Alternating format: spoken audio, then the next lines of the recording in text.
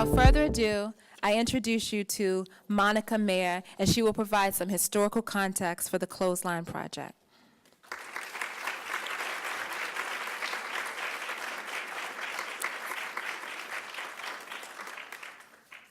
As usual, in my life, conflicting feelings come together.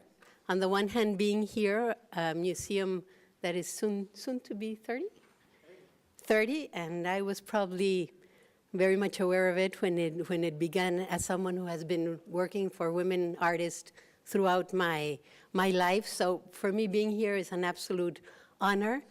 On the other hand, a sense of urgency of what we're going to be talking about.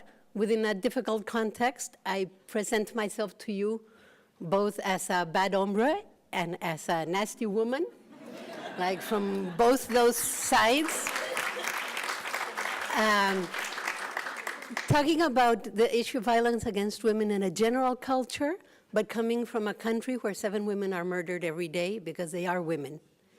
In a situation of extreme violence, where I've been invited to performance festivals outside Mexico City, because as performance artists, we can go and talk about these issues and then go back home, because both the reporters and the activists are threatened and often murdered. So one talks about all these things with all these conflicting images, but I'll tell you a bit about the story of El Tendedero, which is, as I say, like a prehistoric Me Too, from when it was so naturalized that really very few of us even thought about it as a problem, you know? Oops, wrong direction. I'll give you a bit of the context. I studied at the art school in Mexico City, and I should have known what was expected of me as a woman artist, you know? The image that received me was a naked, almost naked woman without a head, without arms, and young with wings, you know? That's what I have faced in art, and that's what I have faced as an image of me in society. I came from a generation that was very much aware of political issues. I think in Mexico we always have been, we always have had political art behind us. But I became a feminist the day in one of my classes, a woman decided to talk about women artists. We had never had one single woman artist mentioned in any of our history of art classes. And at the end of the talk, all the guys in the class who were the revolutionaries, the artists who were going to change the world, the ones that came from the massacre of 1968 in Tlatelolco, they told us that we were less creative than they were because motherhood made our creativity flow away, which I thought was kind of unscientific to begin with, you know? But it did make me aware that as an artist, my role was not just to do the artwork, but to change the whole context, because if not, nothing would change, and I'd rather go home and have a good time. But to do my work as an artist, I had to change all these things. I joined the feminist movement to learn how to do this, and you can see down there, there's the one in front is me, and the one that looks more like me today is my mother, who obviously went with me to the demonstration, because it was a time of violence, much like today in Mexico, and it was dangerous to go to demonstrations. So she went to me and she joined the other feminist group. That's like the whole feminist movement when I began in Mexico City. It was a great learning experience, and feminism became a family issue. We started doing exhibitions. We had the first feminist art exhibition called Collage Intimo in 1977, which is still considered the first feminist art exhibition in Latin America. Hopefully with an exhibition now at the Hammer Museum, there will be more research, and I will be very happy when someone says, no, 20 years before there was already another feminist art exhibition. And the first clothesline I did was in 1978 at the Museum of Modern Art. I was invited as a very young artist. One of our teachers organized this exhibition, and the theme was the city. So for me, doing this clothesline was like self-defense. It didn't come out of theory. It didn't come out of either feminist theory or art theory. It came out of self-defense. I was in the public transport, and I hated it, because every time I felt in danger, I felt threatened. There were catcalls, there were people touching me, etc. So I decided to go out in the street and ask women from different parts of the city, ages, generations, etc., what they disliked the most of the city. I didn't even think of, have you ever been harassed, you know? What do you dislike the most? And then they would start saying, the traffic. And I would say, don't you just hate it when you're in the bus and they touch you or behind? And they say, yes, I hate that. Write that, you know? And for me, the piece is that moment of awareness when the person you're talking to or the person who's reading suddenly says, yes, this is not natural, this is not normal. Funnily enough, the piece was at the museum and women would come up and take the pieces of paper and write. I hadn't even thought of participation. You know, that wasn't in my, it became since then a piece of participation. Then, being a feminist and an artist, I decided to go to the Women's Building in Los Angeles, which was a wonderful experience, and continue working there. It was like the mecca of feminism and art, obviously. And I did another clothesline piece there as part of Suzanne Lacey's Making It Safe project, where we were asked to find a way of using art to decrease violence against women. So I did my clothesline piece there, and it was interesting because mostly it was hanging it outside people's houses and the neighbors coming out and meeting each other for the first time, and how important it is to know where you live and the people who live around you in terms of being safe. The piece went to sleep for many years, and then when this incredible exhibition came up, WAC Art and the Feminist Revolution, 10 years ago, I was asked to show it. And obviously I'd thrown it away, you know. From one ephemeral art in the 70s was ephemeral. You didn't keep it, and I never expected a museum 20 years later to ask me for it. So all I could think of at the time was to present documentation. I hadn't even thought of redoing it and reenacting and all these things that we do today. That has also changed in time. Karen Cordero, who's an amazing art historian and curator in Mexico who I've been working with for many years and curated my exhibition, she asked me to redo it again for the Ibero University with a young curator she was working with. So I did, and I didn't really have an idea of what I was doing. So I said, okay, let's do 2 questions. It's a private university. The questions are, what are the advantages of being a man and what are the advantages of being a woman? And it's a very funny tendedero because the advantages of being a man is that I can pee standing up, you know, and the advantages of being a woman is that I can pee sitting down. It was like very, very physical, you know, very down-to-earth physical things. So each tendedero has its own thing, but I didn't feel like it had quite worked because for me the work is 80% context and or 90% context and just a little bit what one does as an artist. For a piece to work and to have any meaning, it has to work in its context. So I was invited to Colombia to do it, and I said there I want to give a workshop and find out what the important and the relevant questions are there. And they put together a wonderful group of artists and activists. And I went with them and we talked and we decided what were the relevant questions in that community, and then went out in the street and asked the women. One of the questions that was relevant to me there was, when was the first time you were harassed? Which there was an important hashtag as well a few years ago all over the world, and that came out, I think, of Colombia, which was, when was the first time you were harassed? And I remembered, it was important to me because I remembered being harassed in the street as an 8-year-old. And I never thought this was like a common experience. 40 years as a feminist.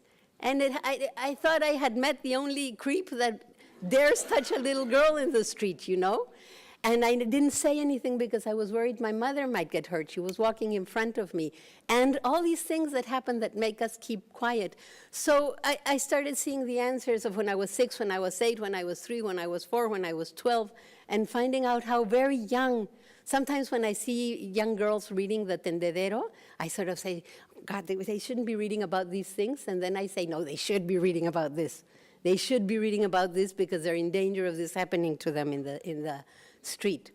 Then the piece has been taken by other people. A teacher in Colombia has used it in her class. So sometimes it's used, sometimes I do it, sometimes other people use it. I'm fine with it. It can be used for education, it can be used as art, it can be used as activism, and I'm glad it can be used in any way, and for me now the piece is actually the story of the piece. Last year it was presented at the MOAC Museum in my retrospective, and that was, stainless steel lines. It was like a contemporary art museum, you know? It looked really, really slick. It was a really slick tendedero. But it can be done with just a piece of cord. And we got these were the questions there.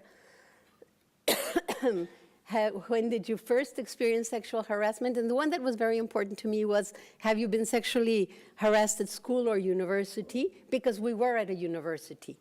And I knew the problems, and I knew that we didn't have a protocol yet, and I knew that there were groups of activists working, accompanying women who had been raped or harassed in university, and that had to be part of the conversation.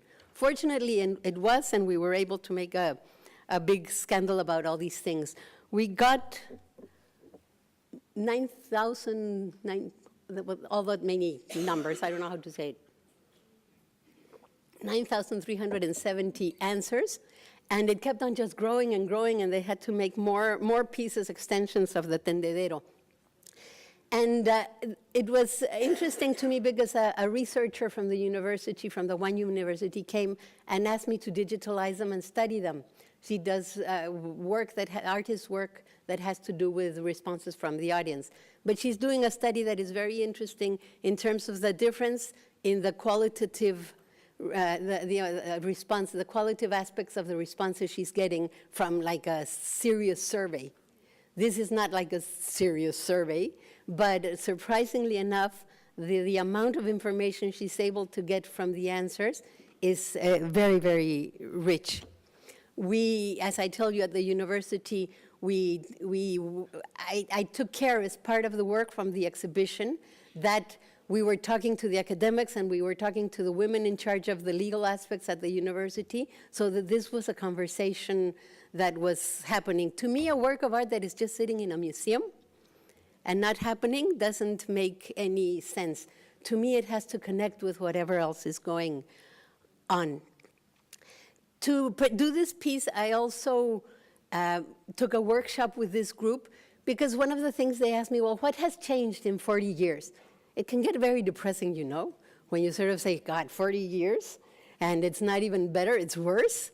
Now we have feminicide, we have all these things. But one thing has changed. I'm not the only one doing it. You know, this has changed, and at least in Mexico, there's a really strong community of younger artists who are talking about it. There's a campaign we had that it was in the metro, that supporting other women who are in the metro, not talking to men, but talking to the women in how we can support each other. Lorena Wolfer, who's a very well-known artist, had espectaculares, how do you say espectaculares? Billboards with this issue. Alejandra Espino has done performances. This group, which is absolutely fantastic, the Daughters of Violence, Hijas de Violencia, they go out in the street, and whenever they're harassed, they will shoot confetti and rap the people who harass them, and then they change the dialogue and what is supposed to happen. So we have all these young artists doing morras, who did a piece at the university, very much like Suzanne Lacey's piece, marking where different types of rape have happened. The women women etching resistances and Producciones y Milagros, who are feminists who do works for demonstrations, which is a kind of work we seldom see in museums, but I thought was just as important to bring to this. Or groups like this one, La Red No Están Solas, the network You're Not Alone, which is a group of activists at the university I was telling you about, who use performance as a tool. They're not artists, but they use performance as a tool. So that was what was different in that clothesline. Groups like Amnesty International have asked me to work with it, so whenever I work with them, we do pink and yellow, which is their color. I continue using pink because it's a piece from the 70s. It's a way of keeping a little bit of its history, and we were reclaiming our femininity, and we were reclaiming the knowledge as women, so it's a symbolic thing to use the clothesline and the color pink, and it might change today, but I think it's important to me to continue with this color because it comes from the 70s, and that's part of its history. This is one that was very important to me at the Faculty of Psychology at the university, and they asked me to give a talk and do a one-day tendedero, and I didn't know what the issue was going to be. So before I started my presentation, I went to the bathroom, and I found out that every booth has an alarm button, because harassment is so bad that what the authorities have decided to do is put an alarm button instead of changing the whole damn thing. you know? So then, well, the first thing I did, I didn't want to go to the bathroom anymore. You know, if you have a button there saying, in case something dangerous happens, press the button. And they have used it. And so the question in that clothesline was, how do you feel when you go into a booth in a bathroom and you find an alarm button? When it has been used, there was a guy taking a photograph of the woman in the bathroom, and they caught him, and then they took him to the authorities, and they said, it's 7 o'clock, we can't do anything anymore. And half the time, the button doesn't even work, you know? So each context has it. We have a street version, so we go out in the street, and it's always very interesting because women will come and say, yes, harassment, but don't you have any information about domestic violence? And won't you write it for me, because I don't know how to read and write? And like a completely different dimension. I'm coming to the end. The version I'm doing now, which I really like, I'm enjoying very much, is, for example, in Culiacan, which is in the north of Mexico. I was invited to present the tendedero. I said, well, why don't we have an exhibition of young women artists over there? And I present my tendedero, and then we can dialogue, and something can come out of it. And that's the tendedero that was in front of mine by Kutsi Salgado, a young artist who did a performance where she covered herself in mud, walked naked in the street with an ice box on her head, because in her part of town, in Sinaloa, the heads of women appear in ice boxes, and their bodies are thrown into the river. So she did this, and she caused a scandal. The authorities were very shocked that a woman was walking naked, and they're not very shocked that the women appear dead in the river, you know. So she did then this performance where her clothesline was that she was covered in mud, and she invited us, and we would come up and clean her and hang that. And in the end, her mother came in and wrapped her and took her away. So this, for me, is what is becoming more interesting. The most recent one was in Tuxtla, which was canceled because of one of the earthquakes, and then because of the second big earthquake we had. But that one was also wonderful because we got together, and the young feminist artists there, or artists actually there from several generations, got together, we put together an exhibition, we did collective work, and hopefully more things will happen, not just the tendedero. Recently, it's already been mentioned, it was for a couple of days at the Radical Women exhibition, and I hope the documentation is there as well. And I hope that exhibition will, if you can get to see it, because it's important. A lot of the work of Latin American women is not seen, is not known, and I think it's very important, and in that way I also want to thank the museum that they're having more and more work of Latin American women being shown, which is important, because if not, the history is not complete. We can't have a history of women artists which is only the history of artists in the United States and Europe. And we can't have it not because we're being left out, but because you're missing a lot. You know, so we're missing the work of of most of the world. Coming to do the tendedero here, the clothesline piece was a challenge because each community is different, and sometimes I don't know the communities at all. It's often a learning experience for me. It's much easier to do it with the young feminist artists in Mexico, which is like my groupies and my fans, so it's very easy to work there. But working here is out of my comfort zone, and it's issues that I don't know, so it was challenging and very interesting, particularly working at the House of Ruth, because I had worked with groups of artists and activists, but I had never gone directly to the women who are combating the very severe domestic violence and working on that. So it was a sobering and learning experience for me. I hope we were able to have a dialogue, and it was very important to be able to think of the questions that we wanted to have in this clothesline. So that was very important to me. It was also the same with working with La Clínica del Pueblo, that I'm very grateful that they came to the workshop and that I was able to learn so much. And we were able to share so much because the whole problem of migration from Mexico is something I hear about, but it made it three-dimensional to me being here. And I became aware of how do you denounce sexual harassment or domestic violence if you go and you're deported because you can't speak? The women who are here undocumented have absolutely no voice, have absolutely no legal rights, have absolutely no way of being defended. And that to me is, I mean, we might go to the authorities in Mexico and not get paid attention to, which is true. But here the situation is 10 times worse, you know? So the lack of voice of most women do not have the privilege of the women in Hollywood right now, of the women in the art world who are denouncing this, and we have to continue doing it.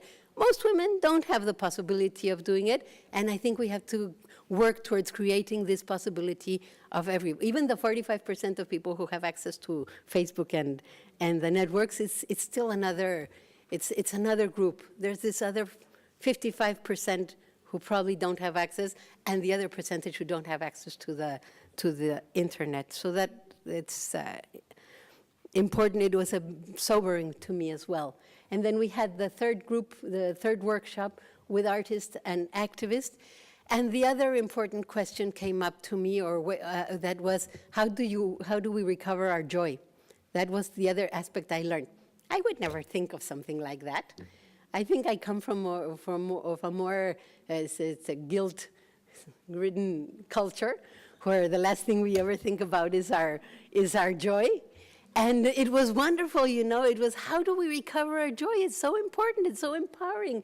It's so wonderful to see it in that other way.